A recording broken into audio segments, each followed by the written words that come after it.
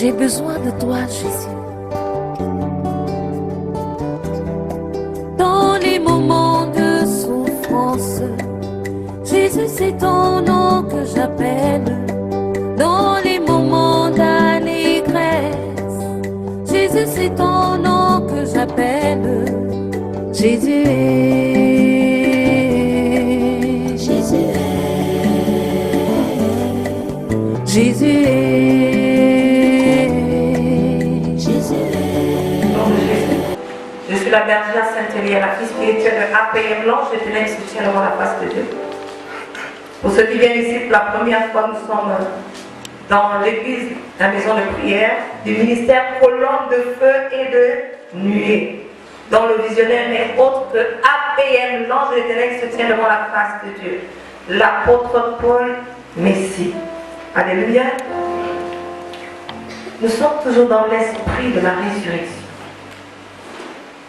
Alléluia.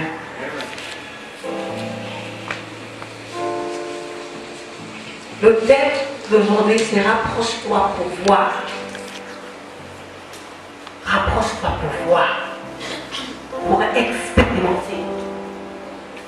Pour raconter ce qui est. Hein? Et non pour inventer. Alléluia. Notre Père spirituel, l'apôtre Paul Messie, me dit souvent, bergère, quand tu n'as pas la version des deux personnes, ne tire pas les conclusions. Alléluia. Vous savez, on peut me raconter, on peut me dire que telle est mauvaise, telle personne est mauvaise. Mais si moi-même je ne l'expérimente pas, si je ne vois pas par mes yeux, alléluia. Parce qu'avec Dieu, il faut toucher. Il faut voir. Et c'est ce que tu as vu que tu racontes. Tu n'inventes pas.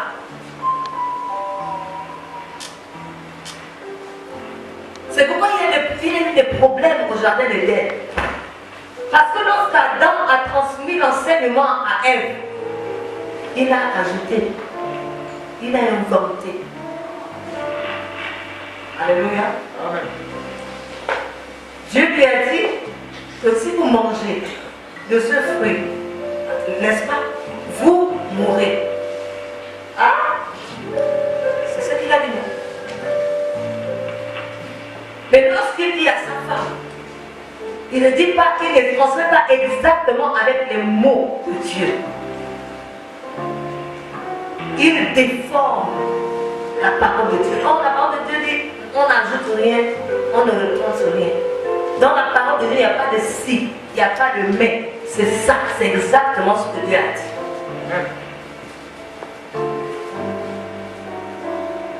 Dis à ton frère, fais attention, ne déforme pas la parole de Dieu. Cherche à avoir la connaissance. Dis, cherche la connaissance. Alléluia. La Bible nous dit, le premier jour de la semaine, le premier jour de la semaine qui est dimanche. Alléluia. On n'a pas besoin de revenir sur ça. Dimanche comme aujourd'hui, premier jour de la semaine. Marie de Magdala se rendit au sépulcre dès le matin, comme il faisait encore obscur. Et elle vit que la pierre était ôtée du sépulcre. Elle est arrivée. Elle a vu à distance. Alléluia. Que la pierre était roulée. Quand tu constates que la pierre est roulée, ben tu t'approches, non? Pour voir ce qui s'est passé. Vous allez voir, vous allez voir le genre de personnes que nous rencontrons, que nous sommes dans nos vies. Alléluia. Vous allez identifier ce genre de personnes. La personne ne vérifie pas l'information. La pierre était roulée. Mais elle ne savait pas qui avait roulé la pierre. Mais regardez la réaction de Marie face à la résurrection de Christ. Parce que nous sommes toujours dans la résurrection. C'est le jour de la résurrection de Christ. Donc lorsqu'elle arrive, elle constate que la pierre a été roulée. Qu'est-ce qu'elle fait? Elle court vers Simon-Pierre et vers l'autre disciple que Jésus aimait. Et leur dit, ils ont enlevé du sépulcre le Seigneur et nous ne savons où ils l'ont mis. Il dit. Alléluia. Amen. Quand elle parlait de il là, elle pensait que c'était les principaux sacrificateurs, c'était des soldats, qu'ils avaient volé le corps du Seigneur. Donc elle a vu à distance, elle n'a pas vérifié l'information, elle n'avait pas l'information exacte de ce qui s'est passé. Mais par rapport à cette pensée, elle a déduit que ce sont les principaux sacrificateurs, ceux qui l'ont crucifié, qui ont volé son corps. Vous n'avez jamais eu affaire à ce genre de personnes. Elle ne vérifie pas si l'information est exacte, mais elle va déjà en raconter partout que voici c'est comme ça. Alléluia. Amen. J'ai eu la même situation hier. J'avais éteint mon téléphone. J'ai éteint mon téléphone, je cherchais, je dis, attends, ça appelle. J'ai dit, mais là, on a volé mon téléphone. Certainement, j'ai oublié, parce qu'en fermant l'église, j'ai déposé le sac sur le banc, dehors. J'ai dit, certainement, j'ai oublié mon téléphone. J'ai oublié mon téléphone sur le banc et quelqu'un l'a volé. Quelqu'un l'a ramassé. J'arrive ici, je vois la voisine. Elle m'a dit, c'est comment? Je dis, on a volé mon téléphone. Alléluia.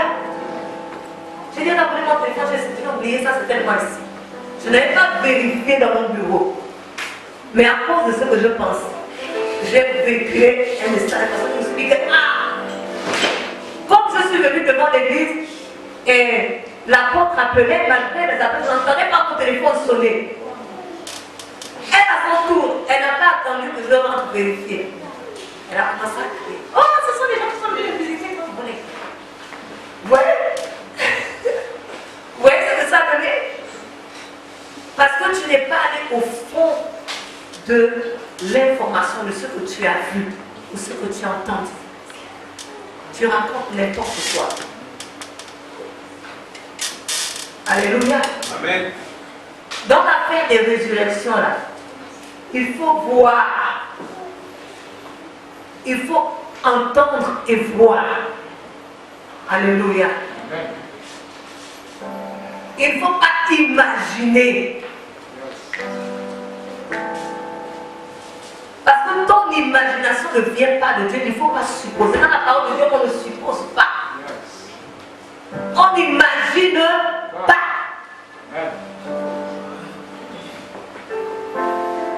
C'est pourquoi, là où s'arrête ton intelligence, c'est là où commence l'intelligence de Dieu. Alléluia.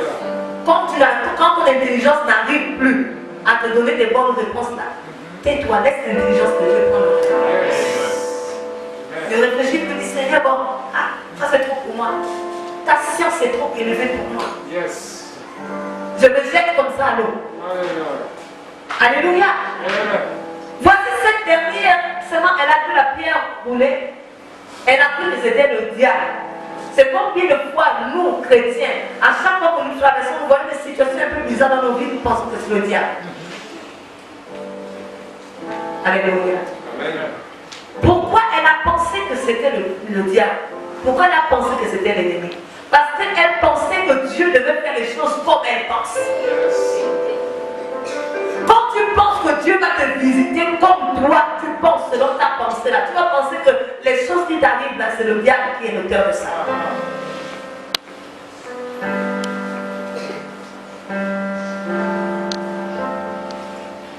Pourquoi tu me dis que Dieu doit te délivrer par le feu? Quand je vais sentir le feu, là je suis sûr que là, Dieu m'a délivré. Mais Dieu, il a choisi, il veut s'en souffler doucement. Yes. Ta délivrance, c'est simplement. Yes. Mais toi, tu veux le fire. Tu veux rouler au sol. Tant que tu ne roules pas au sol, mais tu sens cette petite brise là. Tu dis ça, c'est Satan qui m'inspire. Si c'était de Dieu, j'aurais senti, n'est-ce pas? Il y avait l'homme de Dieu et puis son ami, l'homme de Dieu, l'apôtre, notre père spirituel, il a son ami le bishop Richard. Alléluia. À chaque fois que le bishop Richard venait, non, j'étais énervée. Pourquoi? À chaque fois qu'il priait pour moi, il dit tu es béni. C'est pas ce que je voulais entendre. Il prophétisait sur les autres. Il prophétisait, voilà, je vois ça, il me montre ça.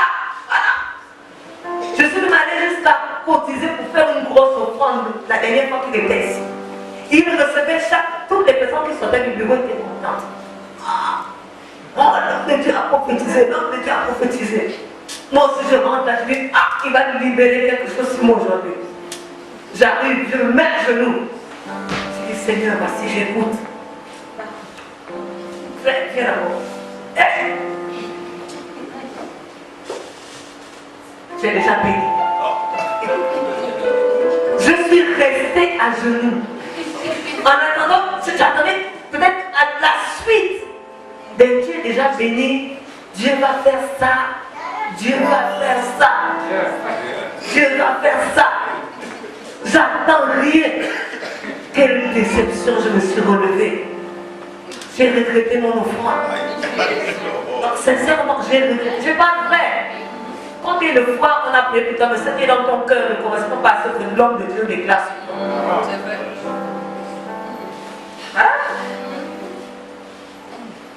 Quand je suis sortie du bureau, la pauvre après il a pu encore. Oui, ta fille est bénie. Quand on va consacrer ta fille, moi je vais quitter de l'Australie. Je viendrai, tu es bénie.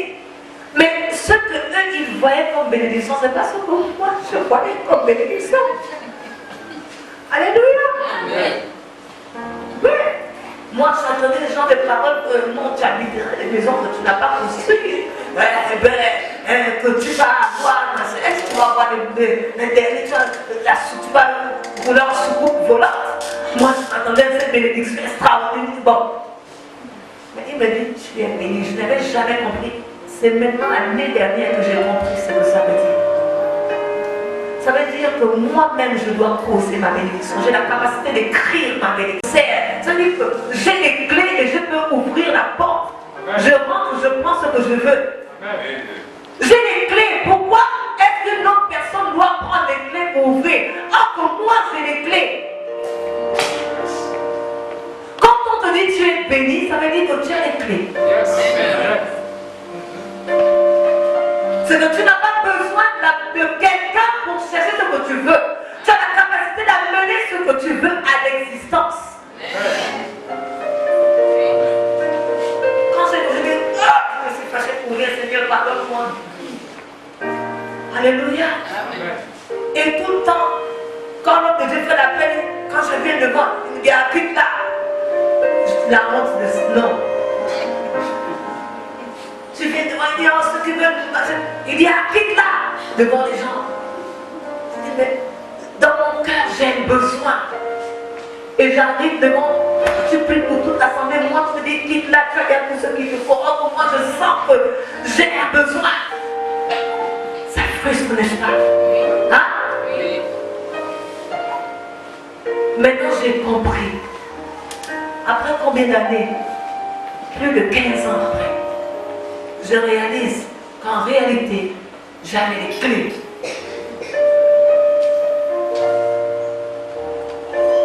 J'avais les clés. Il suffisait que je parle. Yes. Et les éléments de la nature m'obéissent. Yes. Le soleil m'obéit, la lune m'obéit, la terre m'obéit. Amen. Oui. C'est parce que tu n'as pas la bonne information et tu ne cherches pas à savoir qui est l'auteur de l'action, de ce qui se passe dans ta vie.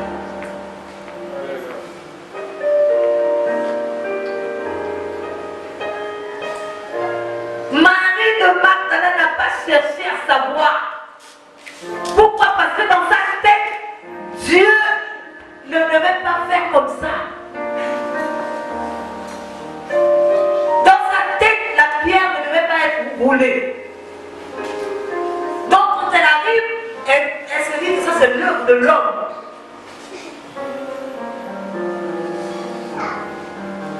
Combien de fois Dieu t'interpelle, mais tu penses que ça c'est l'œuvre de l'homme. Va, dis à ton frère, va au bout de la vision.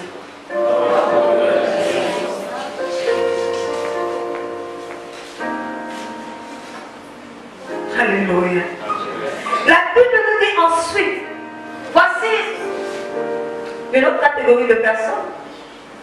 Elle va annoncer à Pierre et à celui que Jésus aime.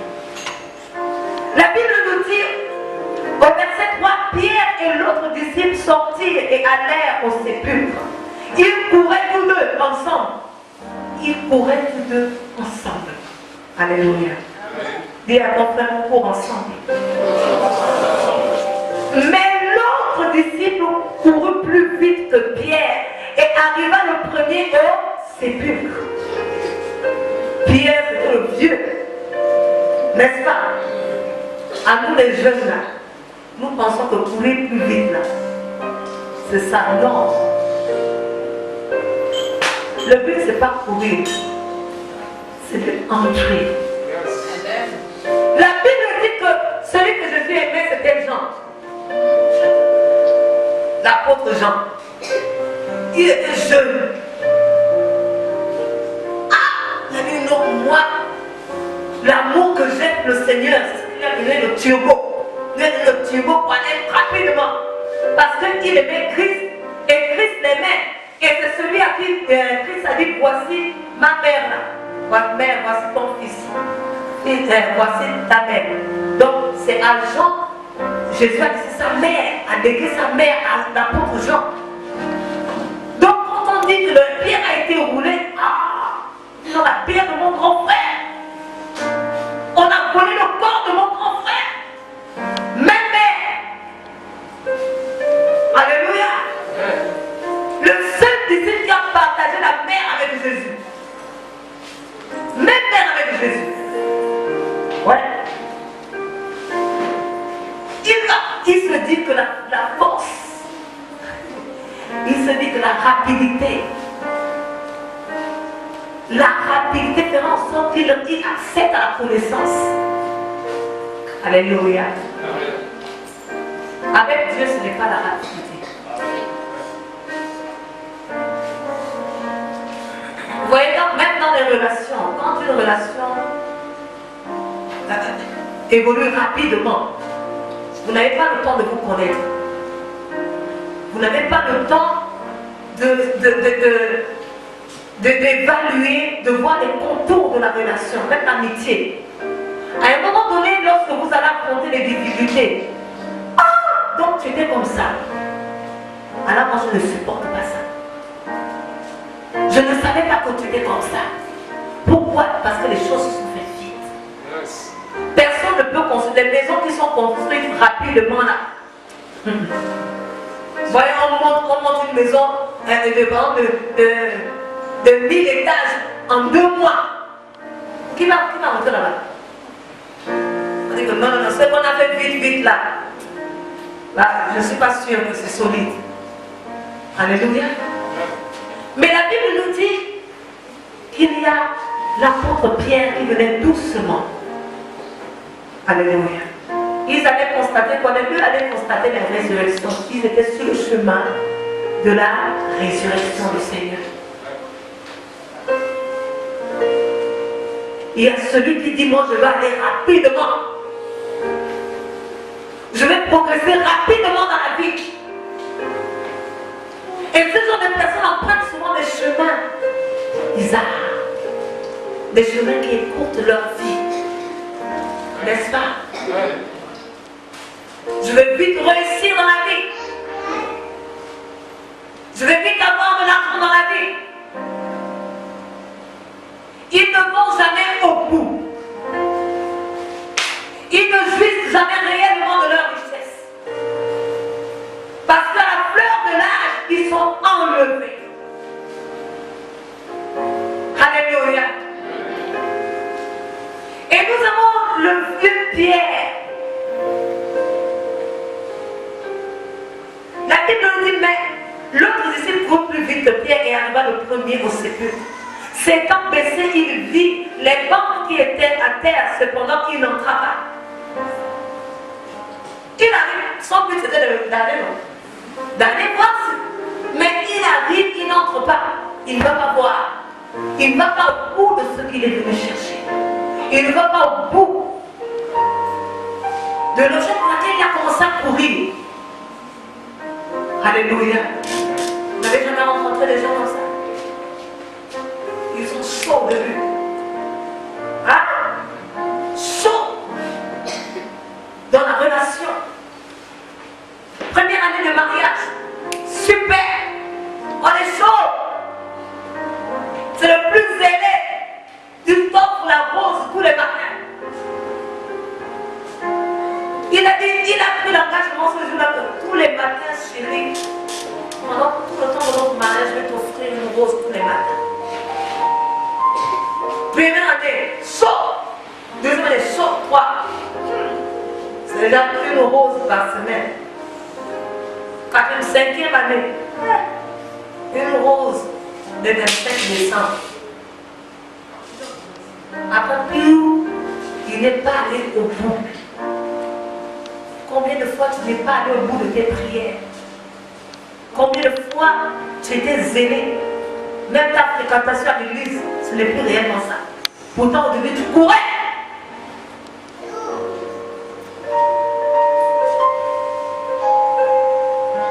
Christ doit te ressusciter. Alléluia. Combien de fois? Même à l'école, les enfants,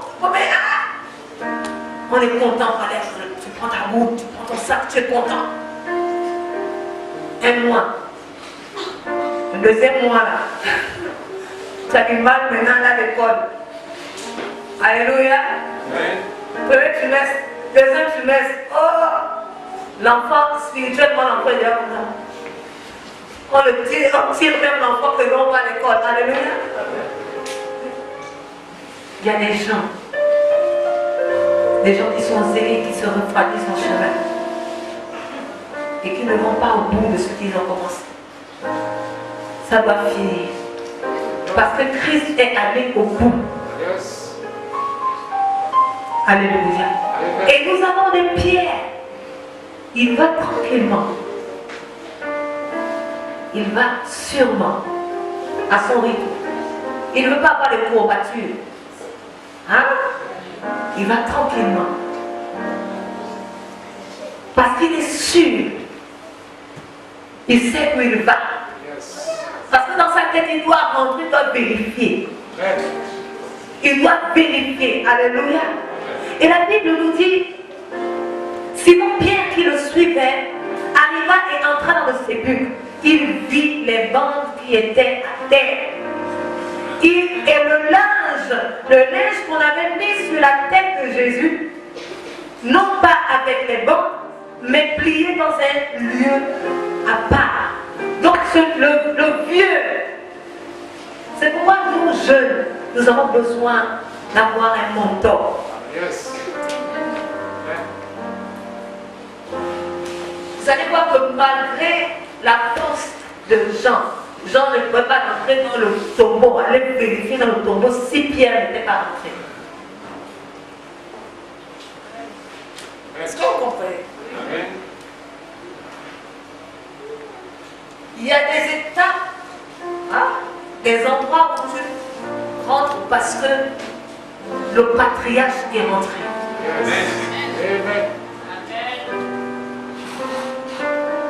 Parce que c'est à Pierre.